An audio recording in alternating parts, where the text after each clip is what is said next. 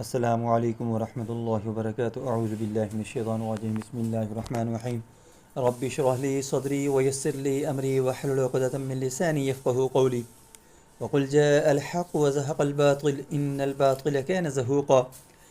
الفضل رضی اللہ تعالی عنہ نبی صلی اللہ علیہ وسلم کی خدمت میں حاضر ہوئیں اور فرمایا کہ مجھے برا خواب آیا ہے، میں نے برا خواب دیکھا ہے۔